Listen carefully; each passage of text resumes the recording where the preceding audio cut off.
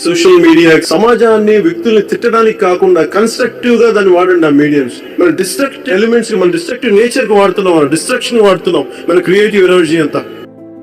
Social media is the greatest tool. Social మీడియాని ఎంతవరకు వాడాలో అంతవరకే వాడండి.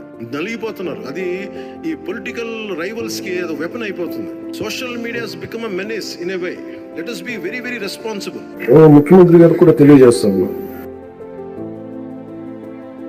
Social media abuse protection bill అత్యంత తక్కువ సమయంలో రావాలి, బాగా చర్చ జరగాలి. మన హోంమంత్రి గారిని వదలలేదు, అనిత గారిని, ఇంట్లో ఉన్న ఆడవాళ్ళని వదలట్లేదు.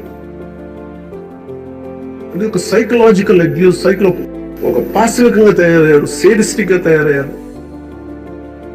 దీని మీద మనందరం irrespective of difference of opinion, వేరే పొలిటికల్ పార్టీలు అయినొచ్చేమో కానీ ప్రజాస్వామ్యాన్ని కాపాడటం కోసం Andhra Pradesh should lead by example introducing social media abuse protection bills. నాకంటే ఎక్కువ గట్టిగా ఉన్నాడు పవన్ కళ్యాణ్ గారు. ఎక్కడైతే ఈ సోషల్ మీడియాలో గాని ఎవరైతే అరాచకాలు చేస్తున్నారో అరాచక శక్తుల్ని పూర్తిగా కట్టడి చేయాలని డిటర్మినేషన్ వరకు ఉంది. నేను ఒకటే, వారి ద్వారా మేమిద్దరం కూడా హామీ ఇస్తున్నాం, ప్రజలకు హామీ ఇస్తున్నాం, రాజీ పడం, సంఘ విద్రోహక శక్తుల్ని అరికడతాం.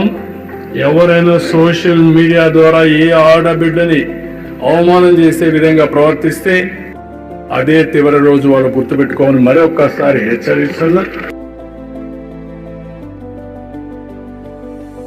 గర్ల్ చైల్డ్ తాలూకు ప్రొటెక్షన్ చాలా ఎసెన్షియల్. అందుకని సోషల్ మీడియా యాక్ట్ కానీ ఇవన్నీ మాట్లాడడం పొద్దున్న నిర్ణయించుకుని ఇది ఒకసారి మీ దృష్టికి తీసుకొస్తాం.